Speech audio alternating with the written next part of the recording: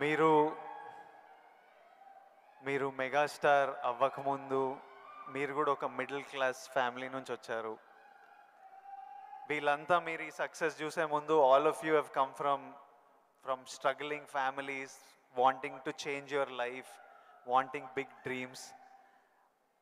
We wanted to know, I personally wanted to know, మీకు మీ ఇప్పుడు మీరు ఇప్పుడు mega star, mega family, huge family అందరికీ మీరు గైడింగ్ లైట్, ఫౌండర్, ఒరిజిన్స్.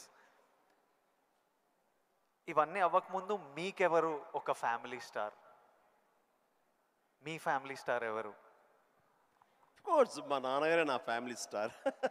నాన్నగారు ఎవరికైనా సరే ఆయన ఫ్యామిలీని ఎలా చూసుకుంటారు అనేది నాకు ఆయన దగ్గర నుంచి నేర్చుకున్నాను.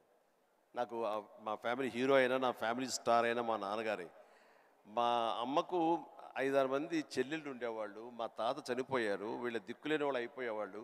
మా నాన్నగారికి అరాకొరా జీతం అయినా సరే ఆ జీతంలో వాళ్ళ మరదలను కూడా చేరదీసి అందరికీ పెళ్ళిళ్ళు చేసి వాళ్ళందరినీ తన బిడ్డలా చూసుకున్నారు. నాకు అనిపించింది ఫ్యామిలీ వాల్యూస్ కాపాడుకోవడానికి ఒక వ్యక్తి అనేవాడు నిర్ణయించుకుంటే వాళ్ళకి ఎలాంటి ఢోకా లేదు.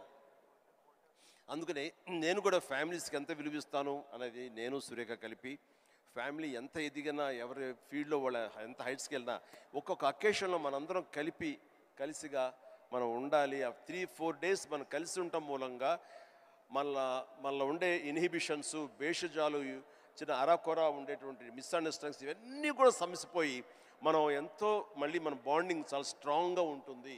సో ఇదే విధంగా మనం వెళ్ళొచ్చు అంటాను. మొన్న ఈ మధ్య సంక్రాంతికి అలాగే కలిసాము.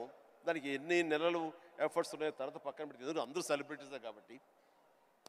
బట్ దాని రిజల్ట్ ఏంటి, అమెరికా మేము వెళ్ళినప్పుడు ఏమంటే ఆ ఫోటో చూస్తుంటే ఇంత బిజీ పీపుల్ ఇలా కలిసి సంక్రాంతి బాగా స్పెండ్ చేస్తున్నారే, మనం ఇలాగే ఉంటాము, మనం కూడా అనుకుని కలవచ్చు కదా, ఎందుకు కలవం అనేది ఆ ఫోటో మాకు ఎంత ఇన్ఫ్లుయెన్స్ చేస్తుంది.